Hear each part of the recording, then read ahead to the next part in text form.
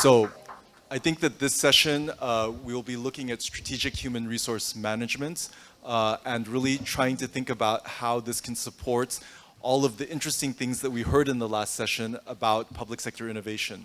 I hope that the last session convinced you that public sector innovation is important to meet the demands of citizens, but then how do we get our civil servants to be prepared and to have the right mindset to be able to do this? So I will make an introductory presentation looking at the data from our publication, Government at a Glance, and then we're going to bring in some of the experiences from Thailand and from Indonesia to help you understand better what is being achieved in the region. So I start. The Government at a Glance publication has been the work of all of you, participating in terms of thinking about what are the practices in government that supports a citizen-centric perspective. In the afternoon, we'll be talking more about the publication as a whole, but we wanted already to get into some of the content of the publication and some of the main findings. So I'll talk a bit about public service capability and capacity and what that means. What are the tools that governments can use in order to manage civil service capacity and capability, and then finally what the OECD is achieving in this area to help countries think about how to modernize their civil service. So first of all, civil service capability and capacity. So capacity is about how many people, how much numbers you have to be able to deliver on the promises and the commitments of the government. And you can see that in the region, the ASEAN countries have a smaller civil service as a percentage of the overall workforce compared to the OECD. So the OECD average, you can see, is upwards of 20% of overall public employment. In ASEAN, the average is more around 15%. So this is not good or bad, it's just to give you a point of comparison in terms of the numbers in your civil service to do the work. We also look at the composition of the civil service, not just how many people, but also who are those people. And so you can see here that the percentage of women in ASEAN countries in the civil service is lower than in the OECD as a whole. In the OECD countries, women make up more than half of the civil service or public employment. Now, this is only part of the picture. When we look at OECD countries, we also look at what is the percentage of the civil service that are senior people, and we can see that the percentage for women is much lower in OECD countries. This is the type of work that we would also like to do greater analysis on in ASEAN, but for the moment we don't have that data. It requires actually quite a bit of work to be able to have a common definition of what we consider to be senior level positions. But this allows you to understand both the composition, but also the career path for women and other subgroups in the society as a whole. And this is important because we want to make sure that we are representing and understanding the needs of our population, and so that we have a civil service that is reflective of that population. One area where we do have data on that is women in politics, and you can see that it's not fantastic for OECD countries, but you have the Philippines, actually I have to come down here, the Philippines and Laos and Vietnam, which have actually percentages of women in the parliament, which are fairly similar to OECD countries, but whereas in some of the other countries, it's quite a bit lower. So this is one of the areas where we can see where progress is being made for women in politics. For the OECD countries, we also look at women in the judiciary, women in senior civil service positions, and then women in public employment as a whole. When we think about civil service capacity and capability, we're not just looking at numbers, we're also looking at what each of those people have in terms of their skills and abilities that they bring to the job. And so we have a publication called Skills for a High-Performing Civil Service. And what it's looking at is that, at least for OECD countries, there's a change in what we're asking civil servants to do. So traditionally, civil servants were asked to comply with legislation. There's a list of rules, and then are you meeting those rules? And so you check the box, and are you doing it? Or else they're providing basic services to citizens. In fact, today, in this fast-changing economy with very, very complex social issues and economic issues that we're asked to deal with, what is demanded of civil servants is changing quite a bit. So you can see each of these axes shows one of the areas or the new responsibilities that civil servants have. In the top, it's about developing policy. It's about working with citizens directly. It used to be that only the politicians or the heads of the ministries or agencies were dealing with citizens. Now, frontline civil servants are also being asked to talk to citizens. So talking is okay, but then who has the responsibility? How do you respond? How do you make sure that you are providing the same level of service to all of the citizens? These questions oftentimes make it very difficult for civil servants to actually do the things that we're asking them to do, such as solving problems for citizens. We're also looking at how we collaborate in networks, how we're working in partnerships with other ministries. This is very, very difficult because people are experts in their own area. They don't necessarily want to interfere in what another ministry or another agency is doing. And yet, if you don't have that joined up perspective, you cannot go to the citizen and say, that's not my department, go somewhere else. That's exactly what citizens don't want to hear from their government officials. So what skills do we need to do to create that partnership? Commissioning and contracting. The business skills we're finding in the OECD is really, really important. For maybe 15, 20 years, there was this new public management. Some of you may be aware of that, which said that we should divide the implementation from the policy making. So we have the people who are specialists in policy making, and then we have the people who are specialists in delivery. In some cases, that works very well because areas where the technology is stable, where the products, what is being asked of the department is very stable, then we know what we have to do. But in areas where things are constantly changing, we're seeing in technology, for example, we're now using agile methodologies where you're constantly shifting to be able to respond to the needs. And when you do that, it requires a whole new set of commissioning and contracting skills in terms of how you're managing the level of risk, managing the changes in demand.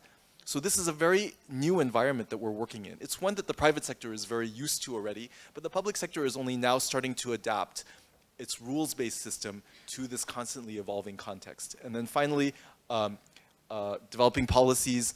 How are we responding to our politicians? And how are we providing them with the evidence that they require to be able to take decisions? So these sets of skills, in each case, are making new demands on civil servants. And so how do we make sure that our civil service can respond to that? We see a number of tools. One of them is competency management.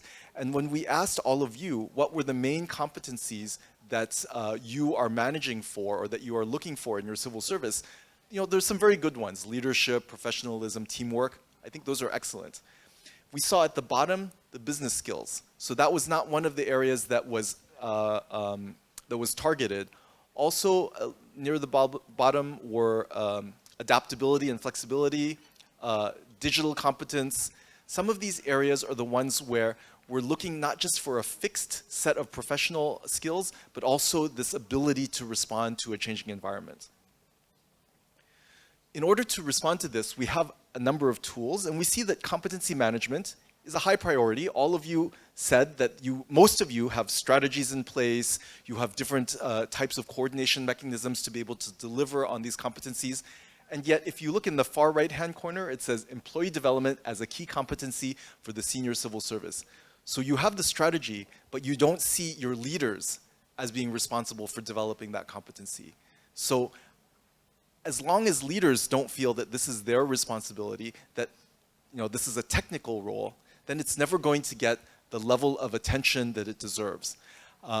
One of the things that we are really looking at is how in OECD countries, competency development is becoming one of the core responsibilities of the leadership. It's not just guiding the policy, it's not just accountability for the organization as a whole, but it's also about fostering and nurturing the environment in which people are working so that they can respond and meet the demands. We see a relatively low level of HR delegation in Southeast Asian countries. What HR delegation means is that the decision-making on HR questions is not only being handled at the central level, say in the Civil Service Commission or the Ministry of Interior, but that many of these decisions are devolved to the line ministries so that they can take the decisions.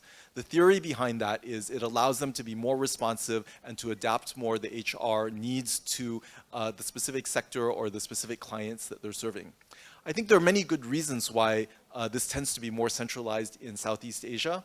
In part, the civil services in most of your countries are relatively new. So you're setting rules, you're setting boundaries, you're professionalizing. And so that requires a certain amount of central guidance. What we see is that as these civil services evolve, then we can move away from having very centralized rules to having more devolved rules.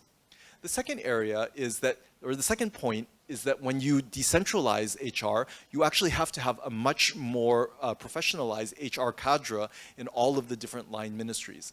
If the rules are very centralized, then you simply need people to manage processes and manage projects. If you decentralize, then they have to take a lot of strategic decisions at the sector level. And so you shouldn't decentralize unless you make sure that you have those capacities in place. The two should go hand in hand. We've had a number of discussions about what is the right level of centralization and decentralization. I have some other tables where we show that you have the whole gamut across OECD countries, from Sweden, which is one of the most decentralized, where almost all of the decisions are taken at the line ministry level, to say Belgium, where the HR decision making is much more centralized. There is no good or bad. It's about finding the right model for your country, but it's also about taking into consideration whether or not you have in place all of the things that allow you to decentralize if that's what you choose, in terms of the rules, in terms of the guidelines, in terms of the level of professionalism. We see that there are new demands that are taking place in terms of public sector performance, and that across ASEAN countries, that the performance assessments in HR decisions are used by the central government. In fact, what you report is even more than in the OECD as a whole. So that the infrastructure or the tools are in place that allow you to manage performance. What this doesn't talk about is what those tools are, what those goals are, what you're managing for. But it shows that if you want citizen centricity to be one of the key performance KPIs for your civil servants, you have in place the ability to be able to manage to that. And then also ensuring the high quality and competitive leadership. We think, as I've mentioned earlier, it's very important because it's about showing the way. And so one of the ways in which we do this is by having a specific cadre of rules and accountability for senior civil servants. One of the reasons why we think that that's important is because you can better align the organizational objectives with those of the top senior civil servants. They are also responsible for delivering on the desired outcomes. As you go down the organizational hierarchy, you know, the cascade doesn't always work. It's not always you're not always able to link, say, what your accountant is supposed to do or what your frontline service delivery is supposed to do relative to those overall organizational objectives. But for the senior civil service, you can do that. And then here we show also whether or not there's an identification of a specific SCS cadre. If you haven't already gotten a copy of the Government at a Glance, I encourage you at the front desk, we can give you a copy of that so that you can start looking at your responses for your country, and we're happy to answer any questions that you have about that data. Then also, what we're finding is that in OECD countries, the amount of data that we're now collecting on not just the composition of our civil service, but also on the types of tasks that they do, on their capabilities, on their career paths, you know, how long are they in moving between one department to another. All of this information, it's a treasure trove for HR decision making. So we see that there's a first step in OECD countries towards collecting administrative human resource data that is collected at the central level in order to inform decision making. So things like strategic workforce planning can really benefit from having this information. And what we see is that in Southeast Asian countries, you actually report that you have more of the centralized HR data than in OECD countries, which makes sense because you report to us also that you're more centralized. What we see is that many OECD countries, they collect this data at the sector level and they never aggregate it. And so they're not able to exploit it then at the central level. So in terms of public sector leadership and capability, the OECD has produced a recommendation which is adopted by our council. So all OECD countries are formally adhered to this recommendation, which is about how the civil service can be fit for purpose in responding to the needs of today's societies. And we see 3 pillars, 14 principles organized around 3 pillars. The first is values-driven culture and leadership. So are we asking civil servants not just to have technical proficiency in their professional areas, but do they also have these values of citizen centricity and openness and transparency and responding to citizens? And how do we operationalize that? And how do we get our leaders to demonstrate that, leading by action and not just leading by talking? Secondly, whether or not we have a skilled and effective public servants. And we look at the competencies across 3 levels. The first level is whether they have the professional skills that are required. So we sort of know lawyers should have lawyer skills, accountants should have accounting skills. But then do they have the strategic skills? So the strategic skills are taking those professional skills and linking them back to the outcomes that the government is managing towards and being able to reach out across all the different departments of government in order to deliver on that. And then thirdly is the innovation skills. So once we are able to achieve what is being asked for us in terms of our mandate, are we able to think ahead about what the next set of issues are going to be, about how we can find new ways of delivering, where we can get into even transformational modes of civil service. And that, I think, is probably the most challenging. And in fact, what we need is our civil service to work at all 3 levels. And then finally, we're asking for a responsive and adaptive public employment system. Now this, I think, is really a challenge because many of you are now in the process of creating a professional civil service, which is critical. It's critical for keeping the trust of your citizens by showing that you have a meritocratic system that can provide independent and dependable advice to the government. And yet at the same time, we have to make sure that just as you are independent, that you're also being responsive to the needs of the government, to the needs of the elected officials. So this is a very delicate balancing act. It's not easy to achieve, but right now in OECD countries, we're looking at whether, going back and saying, what are the core demands on the civil service? What are the core competencies? What are the things that have been added on over time? And can we review that so that the civil servants who are delivering on core functions, such as providing advice to decision makers, that those really have the rules and the protections that are required in order to allow them to fulfill that function. So it's really making sure that the civil service status is fit for function as it is evolving today.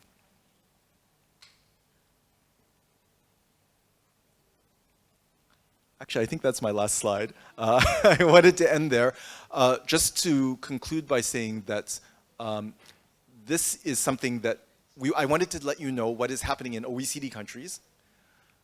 Southeast Asian countries, you may be charting a new path, but if this is something that interests you, as a country, you can ask to adhere to the OECD recommendation, which means that you can participate in the collecting of information or good practices. How do countries do this?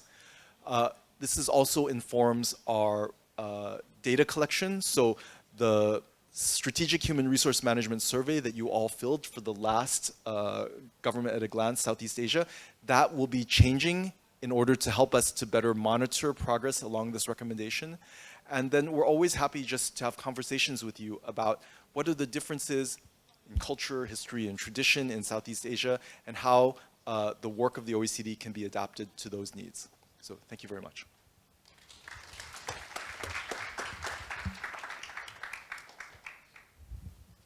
So next on the agenda, I can't remember which is the order. Is it? Okay, we have the Deputy Secretary General of the OCSC who will be sharing with us the reforms in Thailand. So thank you very much.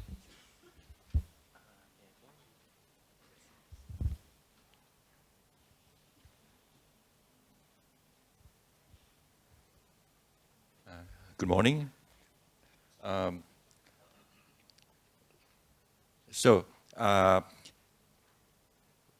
I think we talk about citizen-centric civil service. So before I go into my slide, may I share you my experience, direct experience with my set of citizen-centric. I used to oversee the Royal Thai Scholarship students, and it happened to me quite several times to meet a very impressive scholarship student. I give you example. One student, she told me that she came from a very poor family in the north.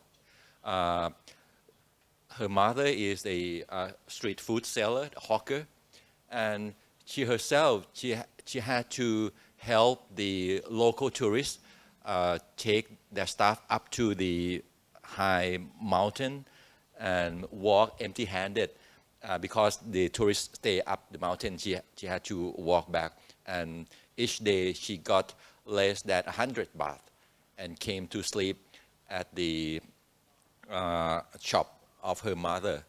So after she got the scholarship, now she continued her study in PhD level, and she promised me, and I will follow her promise, that she will never work in a big city.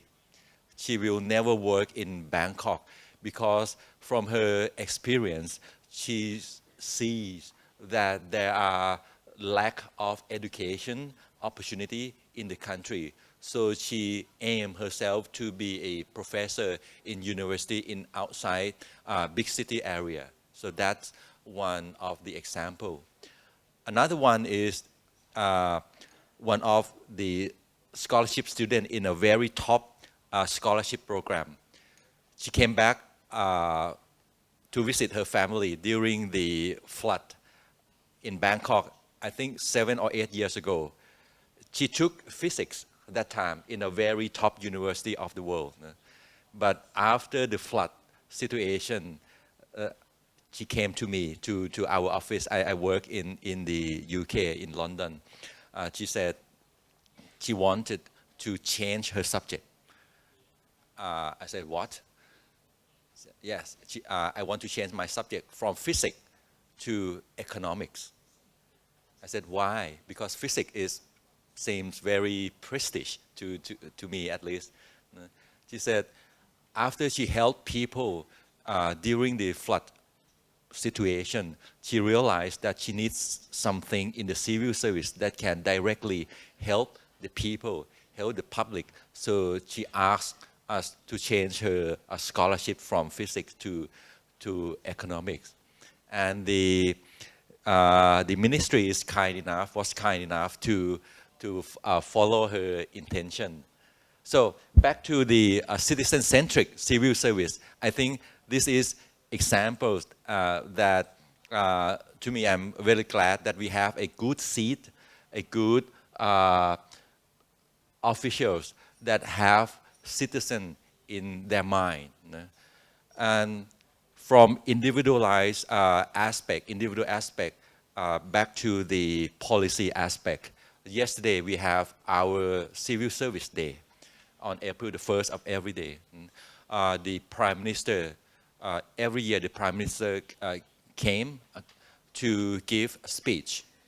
And yesterday, what he mentioned, what the Prime Minister remarked, it was not long. It's quite short actually, but I think it's very impressive. He mentioned that civil service officials, we need to change our mindset. In particular, we need to listen to the citizen. And listen alone is not enough. We have to understand them. We have to work with them. So I think both at the individual aspect and in the policy aspect, we have a good platform, a good grounding for building up our civil service, especially the HR system, to support the reform. But before I continue to tell you what do we have in terms of HR tools, let me take a snapshot of Thailand's civil service system. In the public sector, we have several kinds, several species, so to speak, of the public sector employee. What the Office of the Civil Service Commission oversees is we call ordinary civil servants. They are the mainstream, the officials in ministries and departments. Other than that, they have their own central personnel agencies like university professors, teachers, police, and judges. So ordinary civil servant, we're talking about 400,000 people. And the top three of the largest ministries, they are Ministry of Public Health. They take, I think, more than half of the ordinary civil servants already. The next one is Ministry of Interior. And come to the third is Ministry of Agriculture and Cooperative. We are female majority, as same as the OECD, 66 to 34. And more close to 90% of our officials have bachelor degree and above. Position wise, most of our officials we have 4 types of position. Executive means the number 1 and number 2 of organization. That one we have less than 1% of the total, about 400,000 people. Next is managerial position, kind of middle level management, division managers. We have about 2%. The majority are in the category of we call knowledge worker position with 70%, and general position, non-degree position, we have about 27%. We manage through the fashion of commission. The commission is chaired by Prime Minister or designated Deputy Prime Minister. So they take care about all the HR policy in the civil service. Let me tell you one very interesting thing about our Civil Service Act.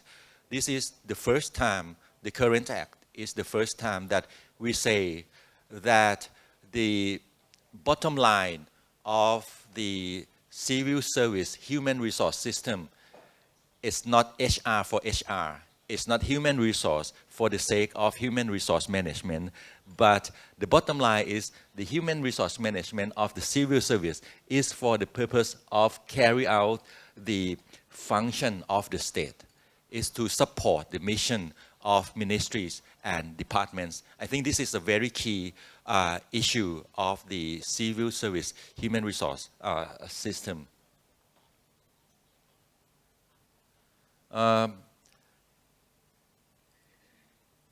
From our first Civil Service Act in 1929, so it's been more than 90 years now that we have our first Civil Service Act, and all along it's kind of evolution. We've been through several kind of civil service HR reform, go along well with the global trend. In the 70s, we joined with the scientific management trend. We create our position classification system. And then in the 90s and in 2000, we take into account the concept of new public management. And that time we built in the result-based management, compensation reform, performance evaluation reform, followed by good governance concept to strengthen the transparency and ethic aspect of the civil service. And now we are in the age of disruption. So what do we do in the current reform?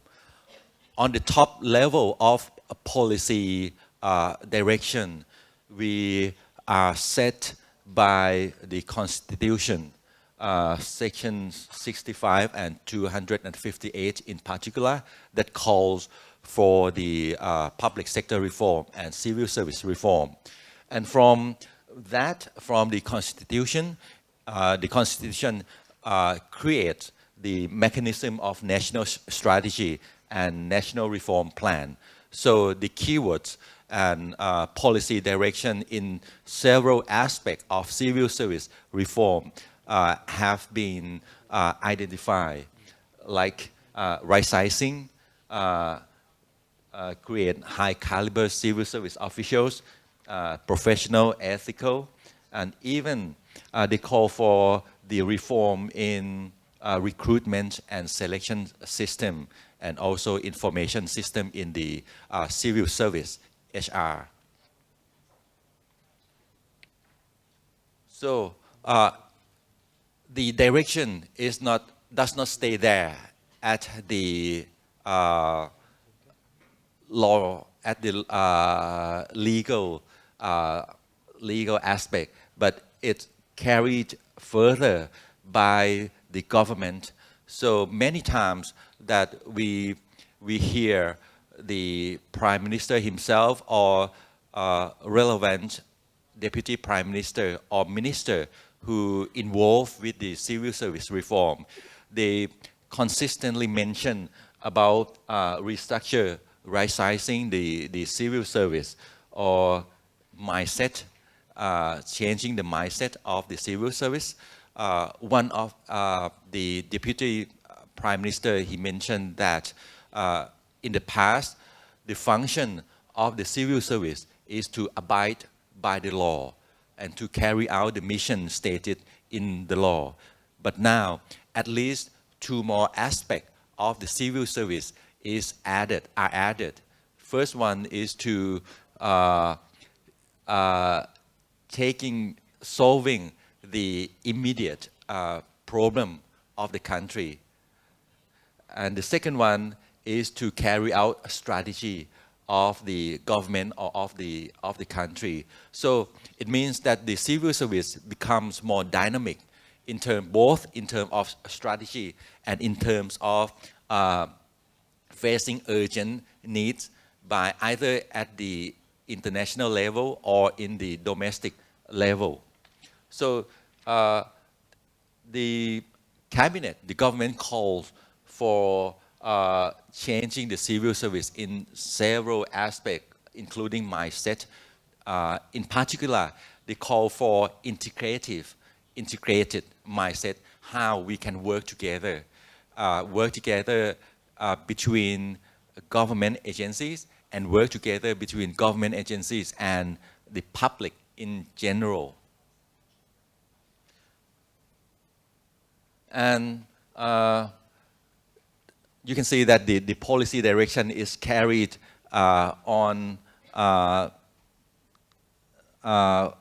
from the top level and through the government, and this one is also recognized by the departments themselves and also OCSC. We see the same problem. We are keen, we are serious in improving our size, expenditure, compensation, even career development, because now the young generation, they see career different from the old generation. They don't want to wait 10 years to become head of the group. They want it now. So how can we respond to that kind of young talent in the new generation?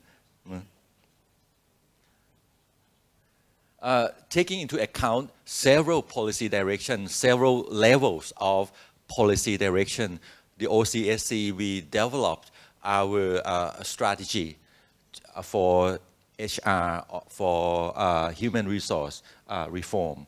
So the strategy is composed of four major aspects. The first one is manpower management, to redesign the employment system in the civil service, how to make it more flexible, how to make it more economical, and how to make it more efficient. We expect that several types of employment will be formulated, will be adopted. The second aspect is other key functional components, like we would like to reform or change our selection and recruitment. Now we stick with the more or less paper and pencil selection. So we would like to bring it more electronic based or internet based, because if we the paper and pencil type of selection, we have to wait the result for like 6 months or more than 3 or 4 months. And talents, people, they don't wait that long. They want the result very fast. So we have to adjust our system to be able to recruit the good talent from the labor market. Capability management, especially we pay attention to improve the digital skill set in the civil service, and also ethics. We would like to make sure that the people work in the civil service is both high performance and ethically sound. I give you some example of what have we already made it concretely from our intention. Last year, actually more than a year, in 2017, the OCSC proposed and the cabinet approved the digital skill set to improve the skill and also the mindset in digital era of the civil service. So we work in cooperation with the Digital Government Agency and the Thailand Professional Qualification Institute to develop the standard and the course or the program to improve the skill for civil service. Next one, never been before. I think the past year or two, we experienced the emergent, the trend of merging and acquisition within the civil service.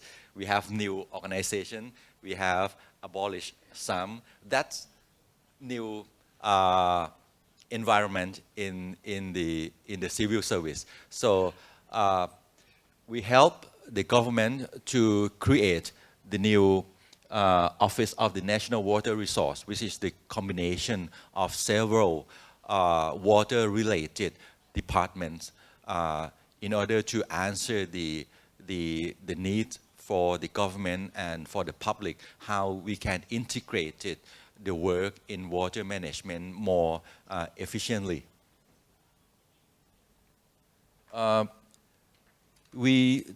In order to help the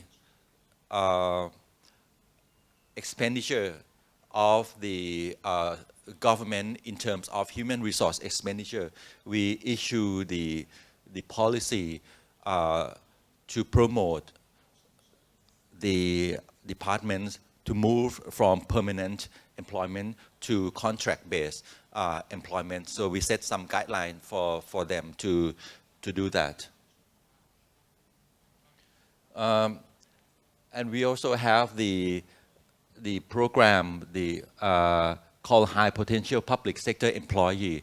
With this kind of contract hiring, we can help departments to hire very qualified people from the labor market to help departments and ministry to drive their key strategy.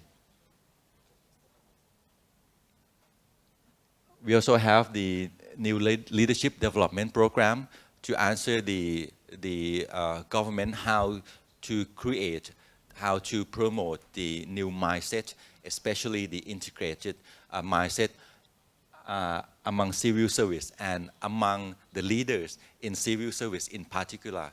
So we invite the top number 1 and number 2 of the civil service to join the program and to exchange idea how we can create a new culture in the civil service. And finally, we want to improve our human resource management, information management system to make it more flexible and more integrated at both national level and regional level, so that they can also departments and ministries can move from using data just for operation and upgrade them to use it in the aspect of policy decision making as well. Okay, I think I stop here and maybe I can answer your question later.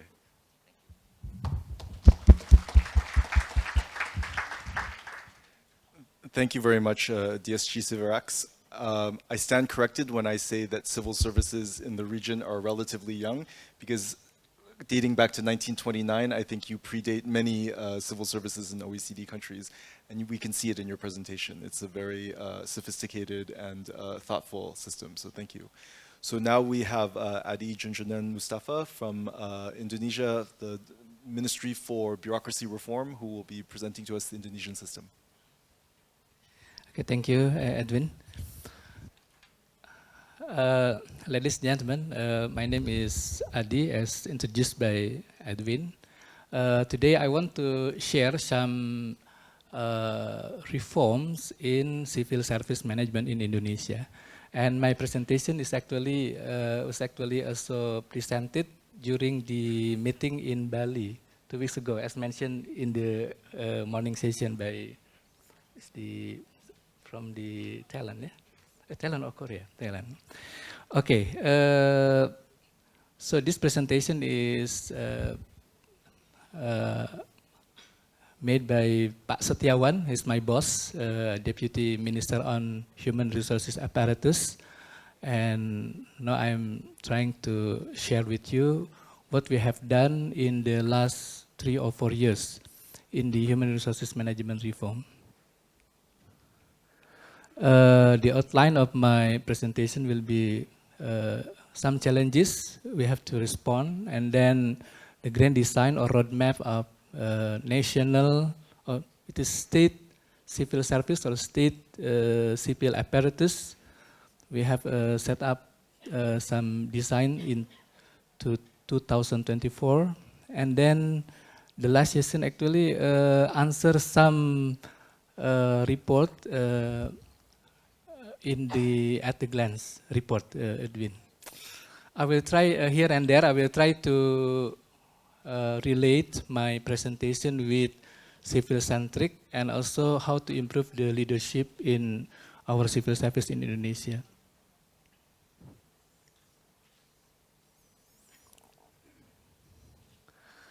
Okay, it's mentioned later before about the Industrial Revolution 4.0. We realized that this disruptive technology will substitute human roles with automation. Actually, right now, my office work together with Bu Erna, it's my colleague's office in National or State Administration Agency, to identify which jobs will be affected by this disruptive technology. We have to prepare some employees in this civil service so that they can improve their capacities to face this disruptive technology.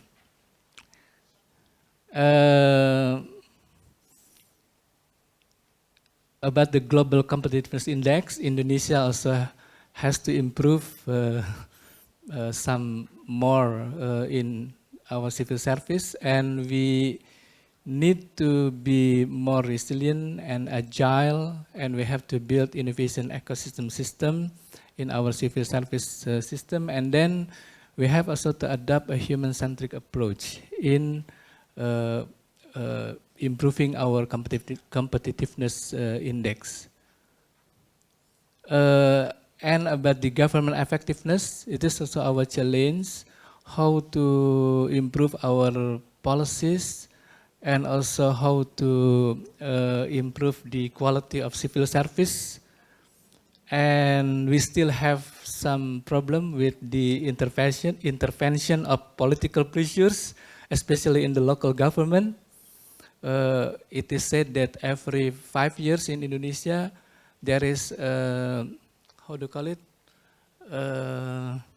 Bureaucracy tsunami.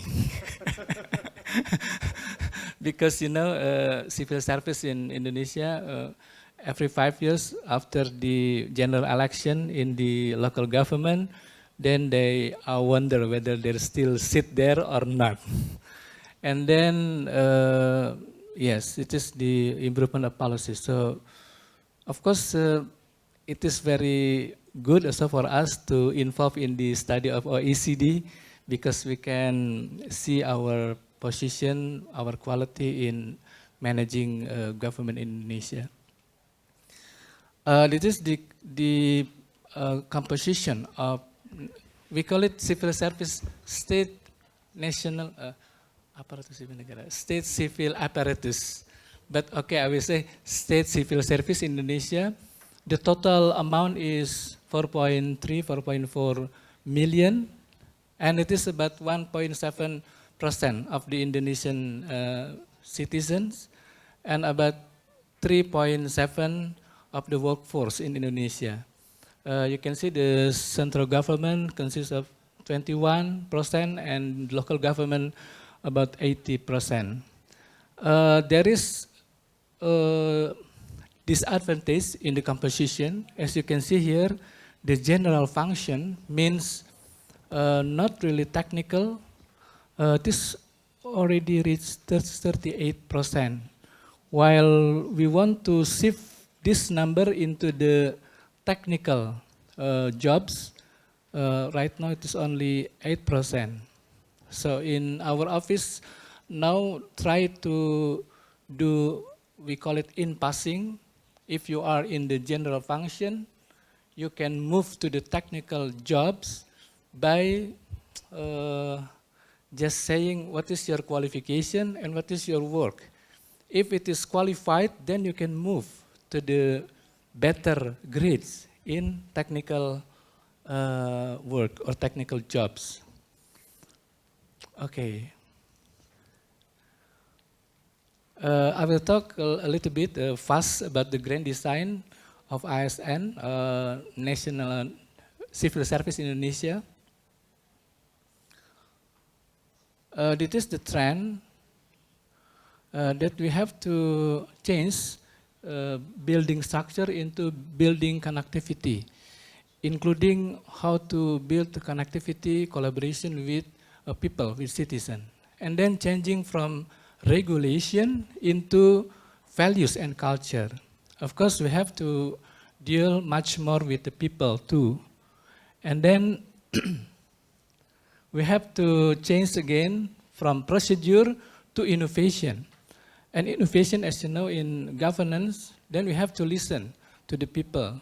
We have to talk to other agencies. And then from authority to knowledge. So that is the trend we have to, in Indonesia, we want to we want to consider when we're making policy in civil service. So Indonesia also facing the, we call it Indonesian Golden Age in 2045. It is 100th year of Independence Day in Indonesia. So we, in the fourth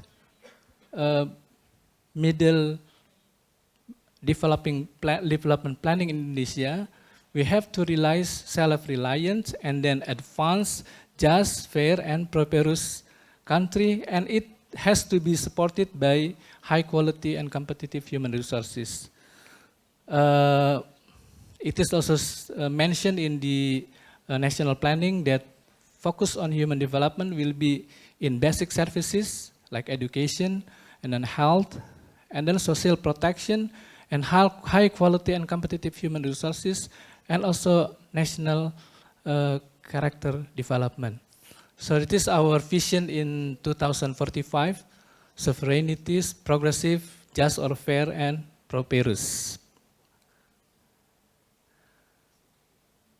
And this is the tagline of our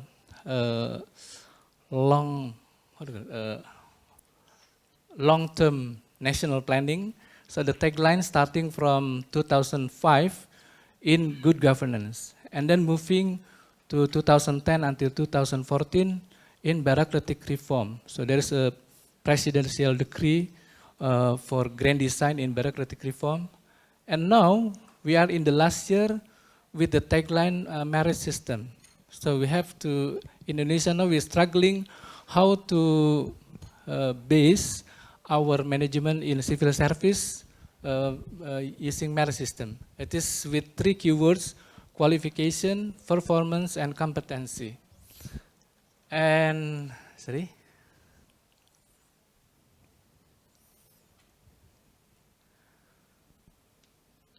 In the last middle term national planning, actually it is very ambitious. We want to be world-class government. But I think in ASEAN also, if we can reach Singapore level, then we are world-class government. Okay. So this is our framework, how to achieve the smart ISN. We call it smart ISN with this 8 profile: integrity, nationalism, professionalism, global insight, and then IT and foreign language. Of course, it has to do also with how to deal with now Industrial Revolution 4.0, and then hospitality. So actually in bureaucratic reform, we talk about hospitality, all public services, and then collaboration. I think it is in line with OECD report on civil service profiles. It become our reference also. Collaboration and then entrepreneurship. Entrepreneurship means that civil service also has to have innovation, creativity, and so on. So this is some how to develop a world-class government. Okay, now I come to some examples of HR management reform in Indonesia. It is actually the basic policies in Indonesia. First, the State Civil Apparatus Act, number 5, 2014. And then we have 2 government regulation. First about management of civil servant, or PNS in Bahasa Indonesia. And then government regulation on managing government employee with work contract or contractual base worker. So by that, the national civil service or state civil service consists of 2. PNS, that is the civil servant. I think in Thailand it is like regular, and then contractual worker.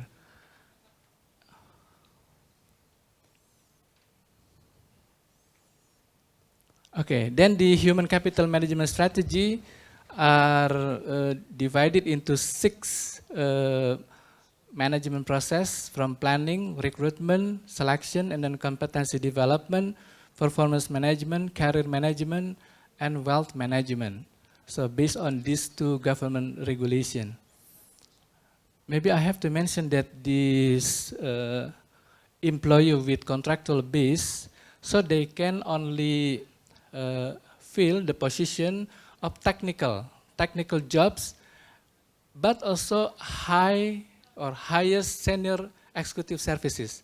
So like some director general can be filled or can be filled by this contractual base in Indonesia. Okay, so now I will share about the so one by one from planning into the wealth management. Before we can say that the planning is unorganized. Yes? Human resources planning did not optimally support the national strategy. And also it is not really based on job analysis and workload analysis. But right now we try to do planning based on, even we start to do our planning based on spatial based planning in human resources. So like this, you can see here, yellow and then red, it represents actually some meaning. Like our minister presented this real-time system in front of the president, and it is divided, the districts in Indonesia, the amount of districts in Indonesia is about 500 something, 530 something, and it is categorized with green, yellow, and red. Green means the state budget for the workforce is around 30% in the local government. And then yellow reaching 50%, and more than 50% is by red. It is by red. So our president said, please shift this red and yellow into green. It is very easy to say, but it is difficult for us. So we still have difficulties to manage the budget in the local government. So therefore, when they ask our office to add some new civil servants, then one of the requirement is that the budget for workforce not more than, I think 40 or something, 40 or 50%. Okay. So it is the better organized for planning. And then before, the recruitment system is like this, really paper-based tests. So you can see that it is paperwork, and also very vulnerable with nepotism and also corruption. So actually we listen to the young generation in Indonesia. They don't trust the government with this kind of selection. So now the selection are reformed into a better one, this one. So you can imagine that by computer-assisted tests, the young generation have more trust to enter the government. And even the result is real time. So when they click finish their work, then they know the score. And then when they come out from the room, already printed out, and they know already the ranking, the ranks. So if you see the situation, maybe you can come to Indonesia in August or September. It is like the families, they can sit outside and see the real time. So you can see the name and until which number, what is the score, and then come down and then up again, down again, up again, like that. So it is really real time using computer-assisted tests. So by this, actually it is very reform because, okay, I can say that I think it is very common. If you have a high rank officer in a country, they can say to his college, please, my son now is doing tests, and the number is this, something like that. So for the,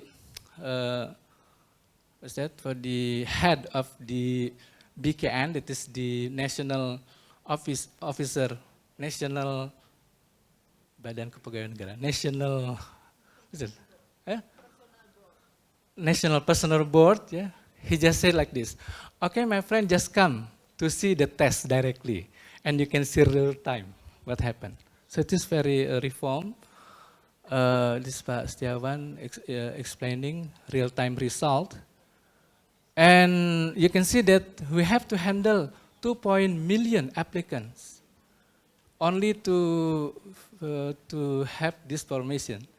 And last year, for 4.4 million applicants to complete to 238,000.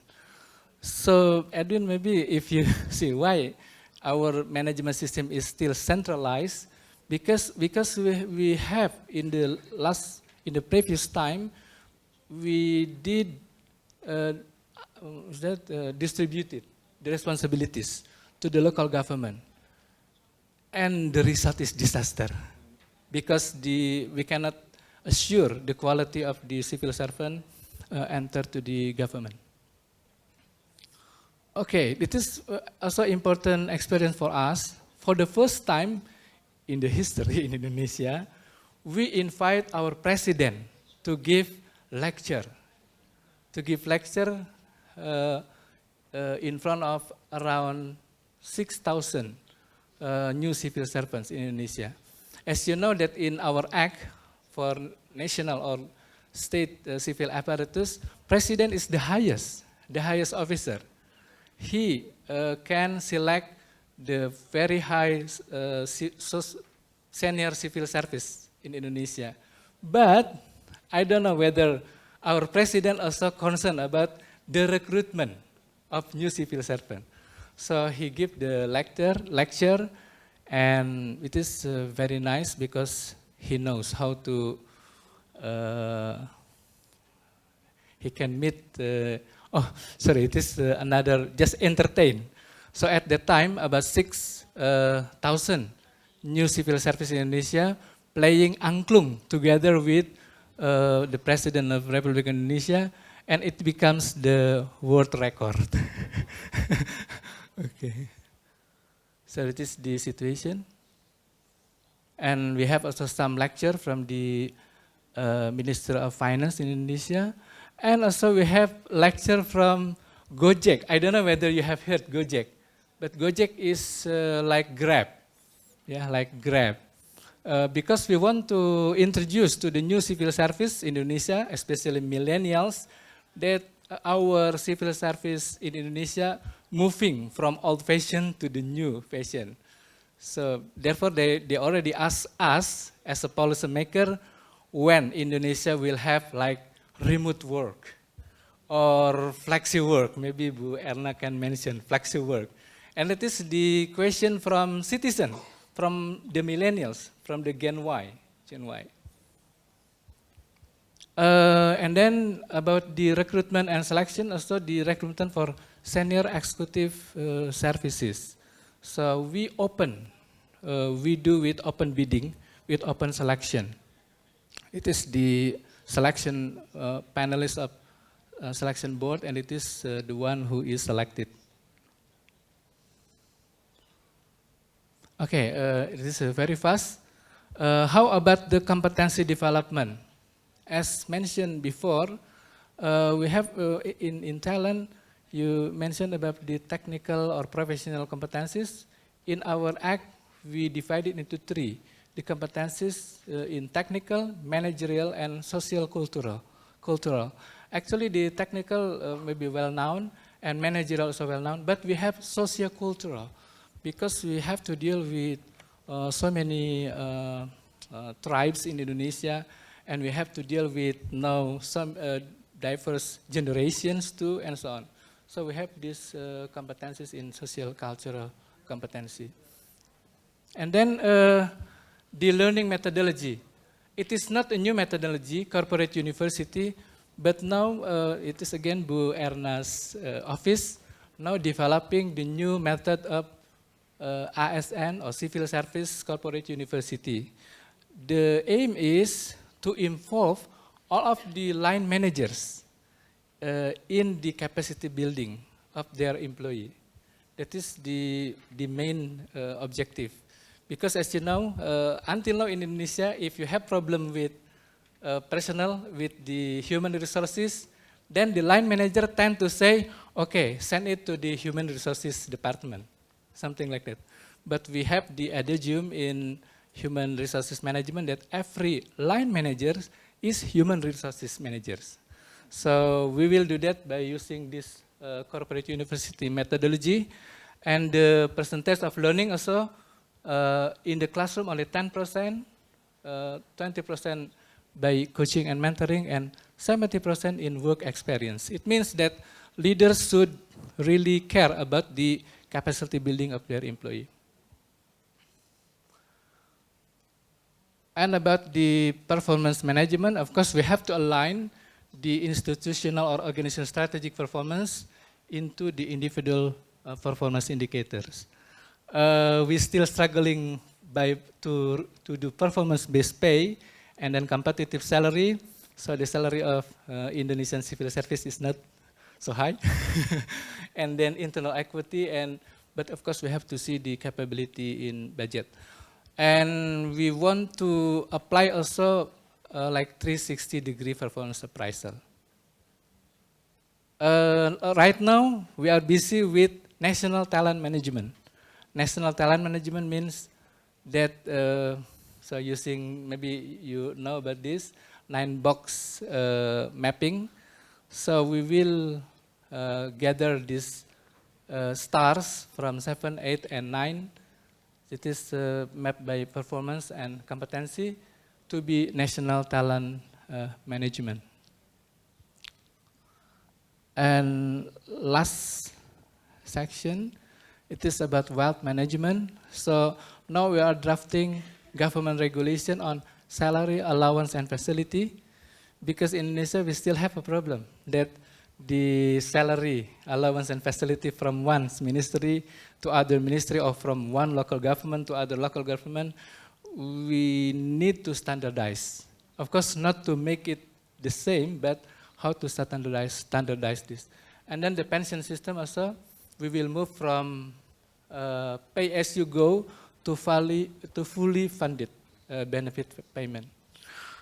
Okay, I think that is my presentation, and thank you very much for your attention.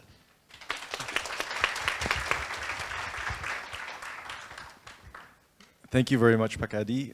One of the things that always impresses me when I look at the Indonesian system is just the number of candidates that you have is like the population of some countries. So it takes a tremendous amount of organization to be able to run this effectively, efficiently, but also with no integrity compromise. So congratulations on that. I also liked very much the example that you gave. I was talking about using data for HR decision making. You were demonstrating how you're doing it. And I think with such a diverse and big country, that data is really the solution that we need to be able to have a more evidence-based approach to HR decision making. And then finally, I think the pictures of the president taking this responsibility of civil service development is fantastic and something that we should all learn from. As we said, this is not just about a strategy, but having your leadership embody that strategy of civil service development. So if I can just conclude this session by saying that DSG Sivarax and Pak Adi, you're both invited to the OECD Public Employment and Management Working Party, because I think OECD countries have a lot to learn from both of you. So thank you very much.